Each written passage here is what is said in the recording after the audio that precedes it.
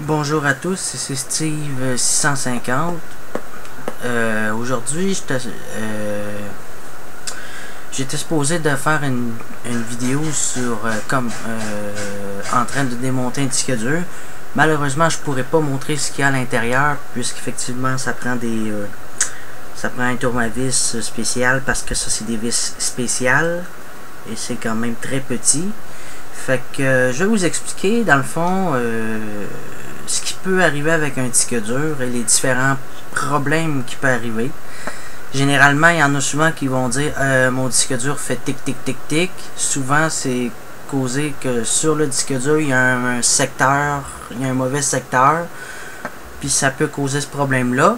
Ou ben non, sinon, si on fait une gaffe, puis on échappe le disque dur, le moindre gros coup pourrait briser à l'intérieur une tête de lecture, et à ce moment-là, ça peut causer des problèmes et faire en sorte que le disque dur va peut-être être plus bon ou tout simplement planté, puis que souvent ça va être la tête de lecture à l'intérieur qui va être brisée, parce que à l'intérieur de tout ça il y a des têtes de lecture, puis c'est magnétique, hein.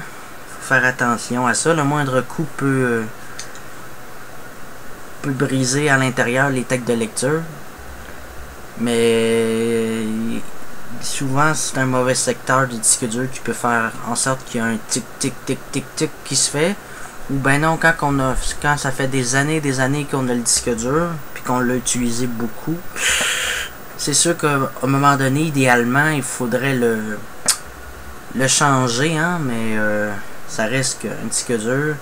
Fait que ça soit Western Digital ou Seagate ou peu importe la marque, faut faire attention à ça.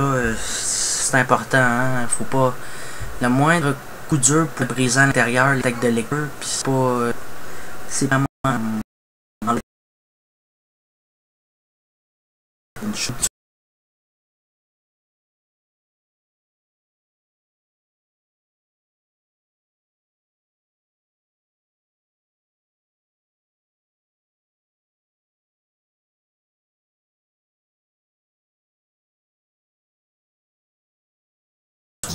Fini, marche plus du tout, arrêter de fonctionner.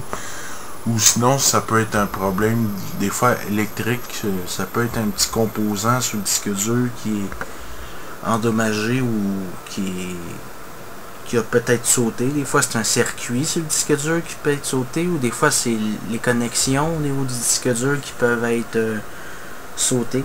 Des fois c'est l'alimentation qui fournit plus. Ou ben non, des fois ça peut arriver, c'est le câble SATA aussi qui peut être défectueux. Si on branche un câble SATA défectueux sur le disque dur, oui, ça peut causer problème.